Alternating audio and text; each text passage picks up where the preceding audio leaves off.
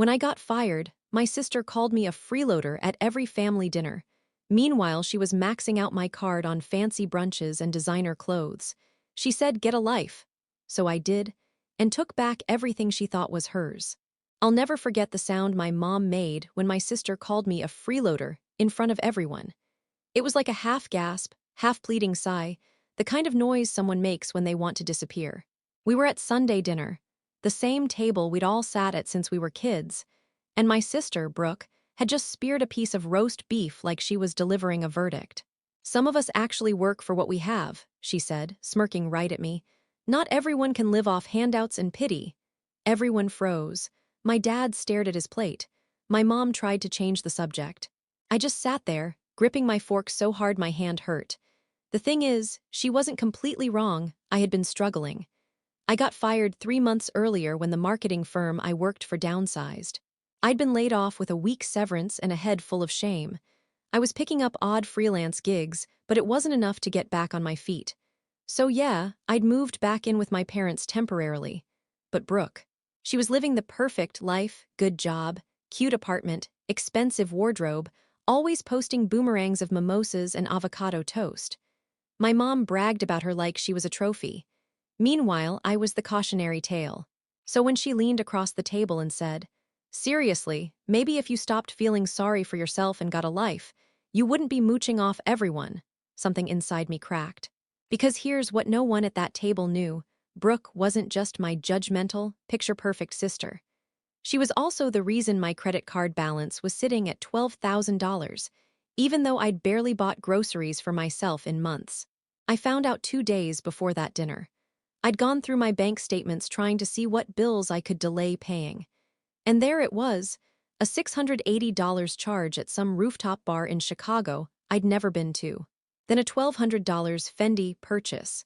Then brunches, hair appointments, Uber rides, all in her city, all while she was working hard and telling me to take responsibility.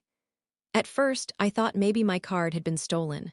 I called the bank, reported fraud, but then the customer service rep read the name attached to the card used for verification. It was Brooke's. My sister had been using my card, the emergency card I once lent her for a car repair months ago, and never stopped. I didn't tell anyone right away. I wanted to see how far she'd go. I watched her post stories in the same clothes I'd seen charged on my account. And now here she was, calling me a freeloader in front of everyone. I didn't say a word that night. I just stared at her. She looked so smug, so untouchable. But that was fine. I'd already decided exactly how I was going to handle it. By the next morning, I had a new plan, one that would make sure she'd never look down on me again. And by the time I was done, Brooke wouldn't just lose her perfect image, she'd lose everything she'd built on my back. Brooke and I were never close, even as kids. She was the golden child, blonde, loud, popular, born with this weird natural confidence that made adults adore her. I was quieter, more practical. I got good grades, helped our parents around the house, and never asked for much. Brooke, on the other hand, always wanted more. Clothes, makeup, trips, attention, she treated no like a suggestion. When I got my first job out of college, I remember her saying, "Wow, maybe now you can buy me something nice." She said it like a joke, but she meant it. That was her thing, she'd charm or guilt people until they gave her what she wanted. My parents never saw it, or maybe they just didn't want to. So when she called me one night crying about her car breaking down, saying she was stranded and needed to get it towed, but her card had maxed out, of course I helped. I told her I had an emergency credit card and she could use it just this once. I even texted her the info. She promised she'd pay me back the second she got paid. She never did. Weeks went by, then months. I asked about it once casually and she brushed it off. "Oh, I thought I sent that," she said, like I was being annoying for reminding her. Then I lost my job and I stopped thinking about it. I had bigger problems. When I got laid off, Brooke was the first to text me, but not to check in. "That sucks," she wrote. "At least you don't have rent right now, lol."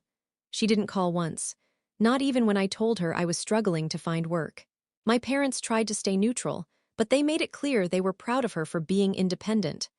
Every family dinner turned into an unintentional comparison, Mom bragging about how Brooke was getting promoted, Dad asking me if I'd applied at any real companies yet. Brooke would just smirk. So when I saw those charges on my card, I felt this weird mix of anger and disbelief. I thought maybe she'd used it by accident. But when I called the bank, the rep said her name was on the card as an authorized user. That's when it hit me. She must have added herself months ago when she had my card number. I didn't even know that was possible. I checked every transaction, every brunch, every boutique, every Uber. She was living an entire lifestyle off my credit, all while calling me lazy. I wanted to call her and scream. But the more I thought about it, the more I realized that wouldn't do anything. Brooke never admitted fault. She'd twist it, lie, cry, then make me feel guilty for confronting her. So I decided to be quiet. I played dumb. Kept showing up to dinner, kept letting her talk down to me. And while she was busy bragging about her hard work, I was busy gathering everything I needed to bury her in her own lies. Because if Brooke wanted to act like I was the freeloader, fine. I'd show everyone exactly who the real one was. And I was going to do it in a way she'd never see coming. After that dinner, I started paying attention. Not just to Brooke's spending, but to the way she operated. She had a pattern. Every Saturday morning, she'd post photos of herself at brunch with captions like, "Work hard, play harder." The locations matched up perfectly with the charges on my card. It was like watching someone steal from me in real time and brag about it publicly. Meanwhile, my parents were getting more frustrated with me. Mom would make these little comments like, "Maybe you should ask Brooke for advice. She seems to have things figured out." Brooke would just smile and say, "Yeah, I could teach her a few things." I wanted to throw my phone across the room every time I looked at my credit balance. $12,000 was more than I'd ever owed in my life. My minimum payments alone were killing me. But if I accused her without proof, she'd deny everything. I needed a plan that would leave her nowhere to hide. So I started tracking everything. Every charge, every time stamp, every receipt from her Instagram stories. I even used the credit cards app to download statements with transaction locations. Then I called one of the boutiques she shopped at pretending to be Brooke and asked to confirm an order for a gift exchange. They told me the last 4 digits of the card she'd used matched mine exactly. That was all I needed to know. She wasn't just being careless, she was confident I'd never find out. That's when I started building my own little revenge. First step was freezing the card. I reported it stolen, canceled all access, and asked for a new one. The rep said, "Would you like to remove the authorized user as well?" I could barely keep my voice calm when I said, "Yes." Permanently? A week later, Brooke called me out of nowhere. "Hey," she said, pretending to sound casual. "Weird thing, my card stopped working." "Oh," I said, "maybe the universe is telling you to stop spending." She laughed like she thought I was joking. "No, seriously, I'm at brunch and it got declined. I think there's an issue with the bank." I didn't say anything for a second. Then I said, "Yeah, there's an issue, all right." And I hung up. That's when she started blowing up my phone, calls, texts, voicemails. Then she switched tactics. She called our mom. A few hours later, Mom knocked on my door, saying, "Honey, Brooke's really upset. Her card got messed up somehow. She said you might know something." I just smiled. "I'll take care of it, Mom, don't worry." But Brooke didn't stop there. 2 days later, I got a letter from the credit company. She'd tried to re-add herself as an authorized user. The audacity was unreal. That's when I realized I couldn't just expose her quietly. She needed to be humiliated. She needed to feel what it was like to have everything crumble, the same way she'd left me feeling useless and broke. And then, as if fate itself handed me the perfect setup, Brooke decided to host a family celebration dinner. She said it was for her new promotion. But I knew better. That dinner was going to be the stage where I finally flipped the script. And what I had planned for her, it was going to be brutal. I picked the date carefully, the same Sunday dinner rotation where she'd called me a freeloader. We were in my parents' cramped dining room in Lincoln Park, Chicago, the one with the dented chandelier and my mom's collection of porcelain birds. Brooke walked in smelling like the expensive perfume she wore to make people assume she'd always have money. She was radiant, practiced, ready to perform. I'd printed everything: bank statements, timestamps, screenshots of her Instagram stories next to matching charges, the boutique confirmation showing the last 4 digits of my card. I folded the papers into a neat stack and put them in an envelope that said, simply, "Read this now." Dinner started normal, polite small talk, my dad complaining about his knees, Brooke telling a story about some client she'd impressed, Until dessert. That's when I stood up. Before we eat cake, I said, and the room quieted because nobody ever expected me to speak loud in front of people. I slid the envelope across the table and told them, plain as I could, "Those charges are on my card. Brooke used my card for months." My mom's face went slack. Brooke laughed. It was that high, fake laugh. "You're lying," she said. "You're trying to make me look bad." Her eyes flicked to Dad, to Mom, hunting for cover. I watched my parents' faces change, raw and confused. I expected her to sputter, cry, charm. I didn't expect what she did next. She stood up, slammed her hand on the table, and the chandelier rattled. "You want to talk about stealing?" she hissed. "Let's talk about how you got fired." The room shifted like a gust of wind. A cousin who hadn't spoken smiled awkwardly. My stomach dropped. "I got fired because of you," she said, eyes finding mine like claws. "You remember that email my boss showed me? The one you sent from your company account that was full of obscene, unprofessional messages? The one that got you fired. I forwarded it to HR. I saved the screenshots." My mouth went dry. I had searched for reasons I could fix bad reviews, office politics, the vague restructuring HR kept saying, but I had never suspected Brooke. As she spoke, she reached into her purse and produced her phone, then scrolled and scrolled. "You think I don't keep receipts?" she said. "This whole freeloader act, I took one for the family. I told them the truth. She'd done more than spend my money. She'd burned my career. The thing that made me feel hollow wasn't just that she'd betrayed me, it was the way everything lined up. A few months before I was laid off, I'd gotten weird emails from accounts I didn't recognize. A few awkward messages showed up in my sent folder that I could never explain. When HR asked for logs, the company said those messages looked like me. They had fingerprints I didn't understand, timestamps, wording patterns, and they used them to justify the firing. I never knew how that had happened. Brooke just smiled at me like she had the master key to my life.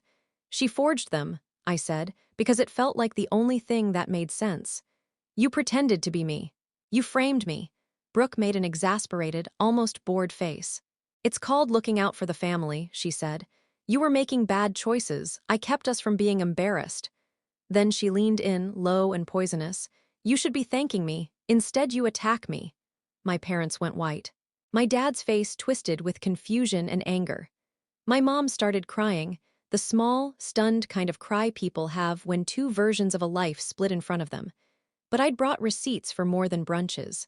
As her story unfolded, I slid another folder across the table, IP logs, timestamps, traces from my old work account that didn't match my devices. It showed a different pattern. Logins at times I was home with my parents, from an IP address that belonged to a coffee shop downtown. I had it all, the receipts for the fraud on my card, and traces proving the messages had come from somewhere that wasn't me. Brooke's face changed then. For the first time that night I saw panic. She grabbed the envelope and rifled through the papers like someone searching for a bomb. "This is fake," she spat. "You're desperate. You've always been desperate." She called me a liar, she called me desperate, and then, like a practiced performer sensing a stumble, she tried another move. "If you don't drop this, I'll call the police about your behavior. You've been acting unstable." She was trying to flip it again, but this time, she'd pushed me into something I couldn't let go.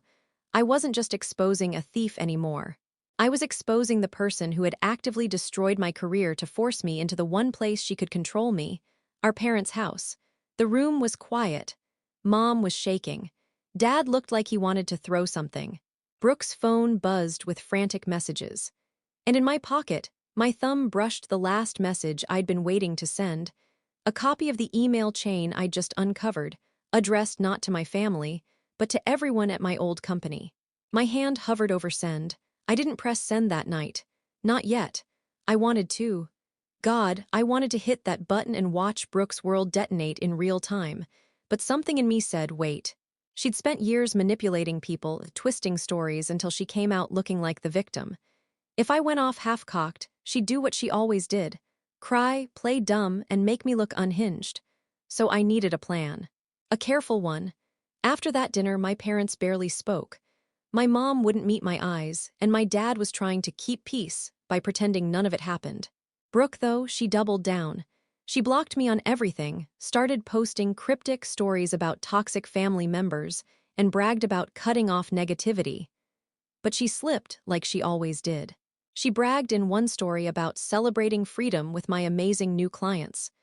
She tagged her firm, the same company I'd been fired from. That's when the idea hit me. Brooke hadn't just sabotaged me, she'd done it from her company account. If I could trace that, I could prove she'd accessed my information illegally. And the thing about corporate HR departments, they hate internal scandals, especially ones involving data breaches. So I got to work. I still had a friend at that company, Marcus, an IT tech who'd been there for years. We'd stayed in touch after I left, and when I told him the short version, that my sister might have used my account to frame me, he didn't even hesitate. "Send me what you have," he said. 2 days later, he called me back, voice low and serious. "You're not crazy," he said. "We pulled old logs. Someone accessed your account through a remote login using an internal admin credential that doesn't match yours. It's linked to an IP registered to your sister's firm." It took me a full minute to breathe. She'd done it from her job. She'd used company systems to impersonate me and ruin my reputation. That's when I started planning the real retaliation, not a public outburst, not a family fight. A quiet, devastating takedown. Step 1, I collected everything. Marcus sent me the logs.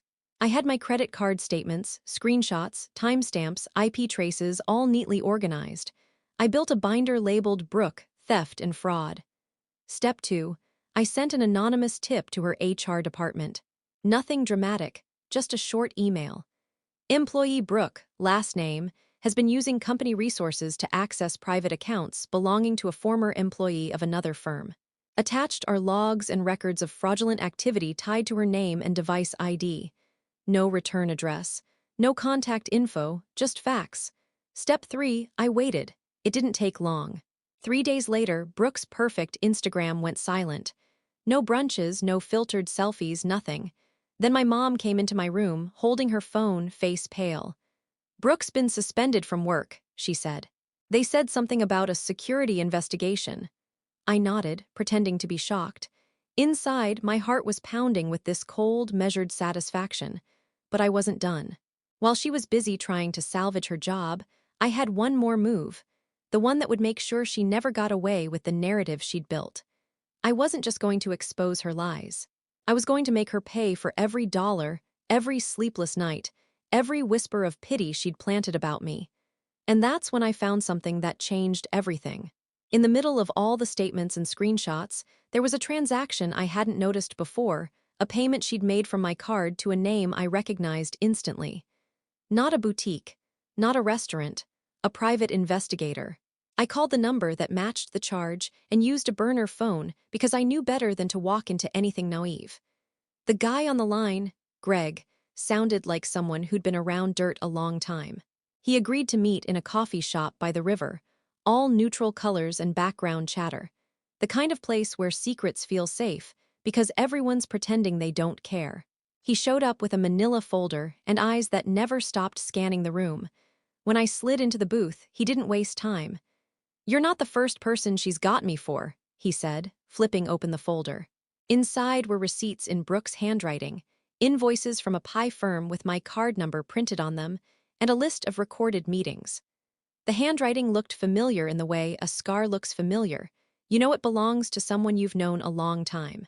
"You hired her?" I asked. My voice went thin, he nodded. "Paid in increments from her card, which, funny enough, traced back to your account. She used it for everything.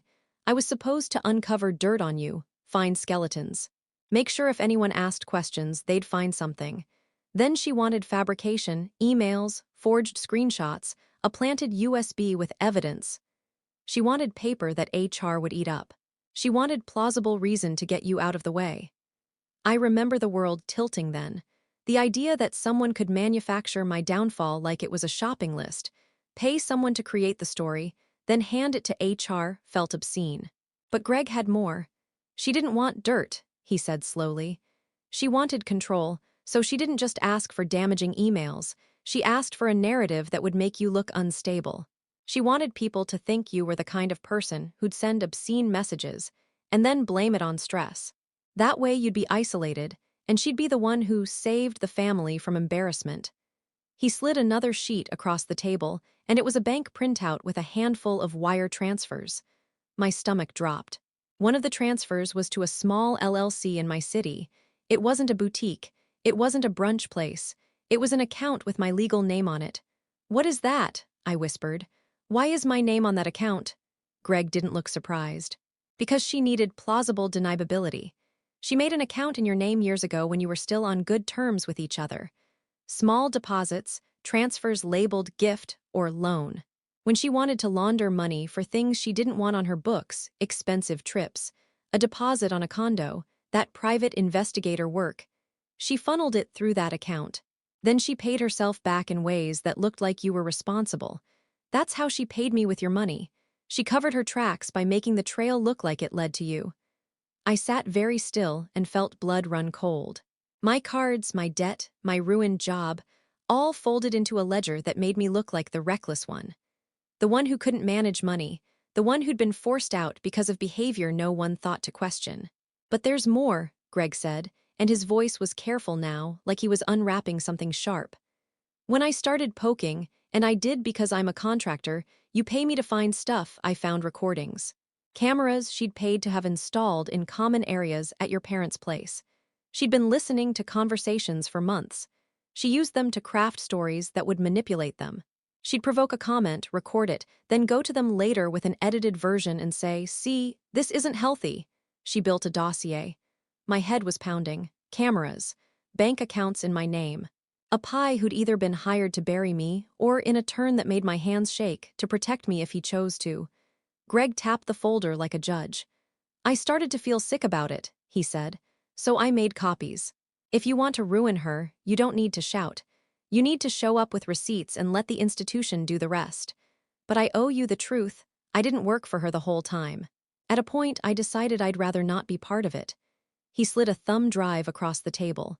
"Everything, recordings, transaction chains, the LLC paperwork, the emails she paid me to fabricate, original drafts, and the drafts she approved. I kept originals because I knew her type. I thought maybe you'd want them."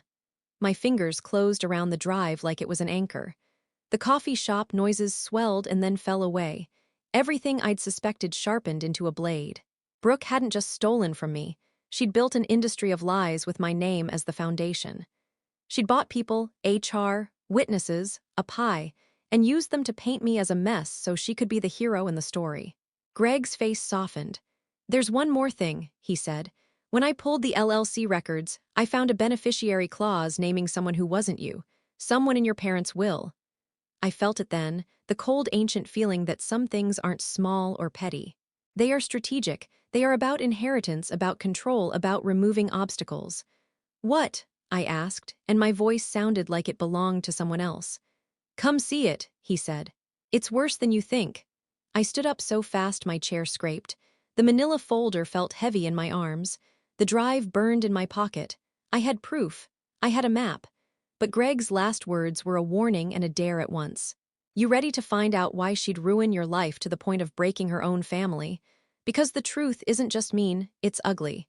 It's about a promise someone made, and the lengths they'll go to keep a secret." My mouth went dry.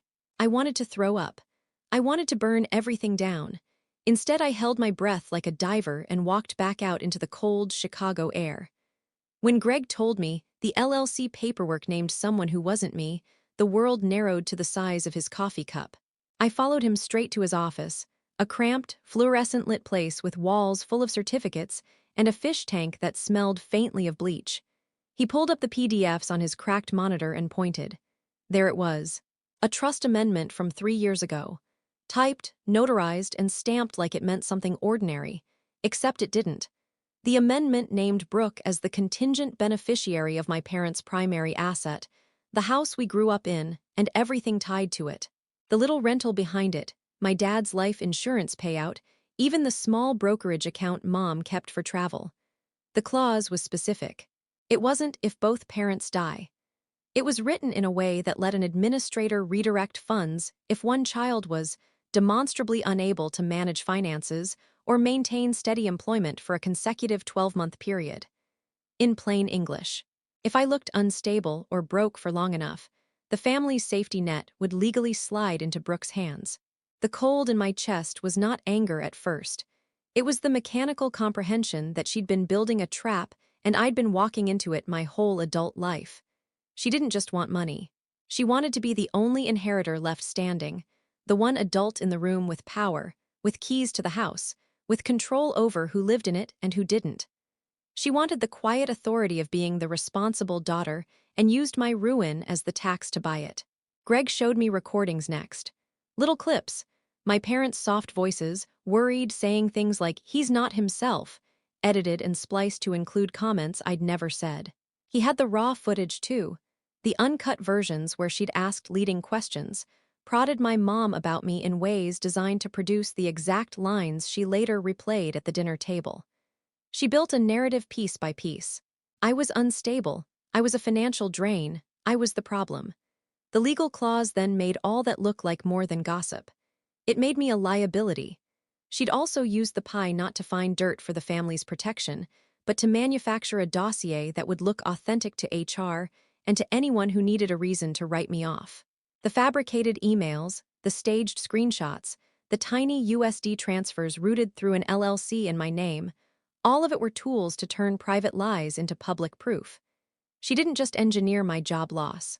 She engineered the perception that I was a permanent project, someone who could not be trusted with money, someone whose existence could be quietly erased in a legal document. The most horrible part was how rational she'd been about it. Greg told me she'd calculated timing to the month. She'd watched my severance expiration, the months I'd be most financially fragile, and started amplifying incidents, provoking arguments she recorded, paying off vendors through my card so my debt would spike, funneling money to buy her image of independence that she could then parade in front of our parents as results. She needed my spotless life to crack so that the legal clause could click into place and hand her everything under the guise of protecting the family's assets. There was no melodrama in it, no sudden hatred that flared and then was gone. It wasn't about a fight over a dress or a stolen boyfriend. It was cold, bureaucratic calculation. Identify the trigger, me, fabricate the evidence to flip perception, pie reports, forged emails, recorded conversations, and then let the law do the rest. She'd made sure every step left a paper trail pointing at me and none of it pointing at her. Standing in that office, holding the pages that proved she'd planned my erasure like a business plan, I felt stripped, not just of dignity, but of a life that had been quietly redirected to feed her ambitions. She hadn't simply wanted what I had. She wanted to eliminate me as an obstacle to being the sole inheritor, the person with the keys, the one who got to decide who belonged, and she had built an entire, ugly architecture of betrayal to do it. There was no room for pity in that revelation. Only this iron certainty. She'd spent years practicing how to make me look like the problem so she could inherit the solution. When I walked out of Greg's office that night, I didn't feel rage anymore. I felt still, like the kind of still you get before a storm hits. Everything I needed was in that folder. Proof of fraud, forged documents, bank trails, recordings, and the trust clause that tied it all together. For once, Brooke's precision was her downfall. She documented her crimes too well. I didn't want to destroy her impulsively. I wanted her to watch it happen, the same way I'd had to watch my life unravel. So I built it step by step. First, I called Marcus again, the IT guy from my old company. I told him to check if Brooke's firm had responded to the anonymous HR report. He said quietly, "They're investigating, and it doesn't look good for her. They traced the unauthorized logins to her work laptop. She's suspended without pay." That was the opening I needed. Next, I packaged everything Greg had given me, the thumb drive, the bank records, the forged emails, even screenshots of Brooke's fake evidence against me, into a single USB folder labeled for legal review. Then I sent it to her company's HR department and to their compliance office, but this time I signed my name. I am the person your employee targeted with falsified communications and identity theft. Attached is verified documentation, including a private investigator's contract and proof of financial fraud. I will pursue criminal and civil action if this is not immediately addressed. Within 2 days, Brooke's company terminated her pending investigation. They didn't want the scandal, so they cut her loose quietly, but not before forwarding the case to law enforcement. Then came the next move, the family. I printed out the trust amendment, the clause that labeled me financially unstable. I called a family meeting, same house, same dining room. My parents looked nervous, expecting another scene. Brooke didn't show up at first. She was too busy, according to Mom. I waited. I didn't speak until she finally walked in, eyes swollen, dressed down for once. I slid the trust document across the table, then pressed play on Greg's recordings, the unedited ones. The parts where she coached Mom into badmouthing me, where she rehearsed how to sound, worried for my mental health, where she bragged about getting the lawyer to write it just right. My parents sat in stunned silence. My mom started crying, the kind that makes her shoulders shake. Dad stood up and walked out of the room for a full minute, then came back with the original trust file. He didn't say a word. He just tore it in half and threw it into the trash. Brooke tried to talk, tried to say, "It's not what it looks like." But there was nothing left to twist. Every file, every bank record, every timestamp was there. I looked her dead in the eye and said, "You called me a freeloader. You built your life out of the pieces you stole from mine. Now it's your turn to explain yourself." She didn't.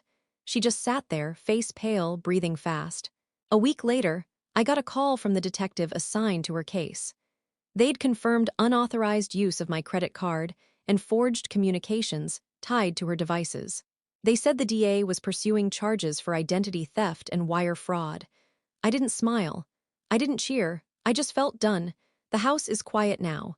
My parents barely mention her name.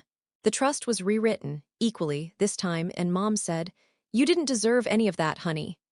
I finally started sleeping again. I took on a new job, remote marketing work for a startup, and began paying off the debt Brooke left behind. Last I heard, she moved out of Chicago, living in some cheap rental outside Milwaukee, trying to start fresh. But I know what she really lost: control, image, the story she'd spent her life building. And me. I finally got a life, just like she told me to.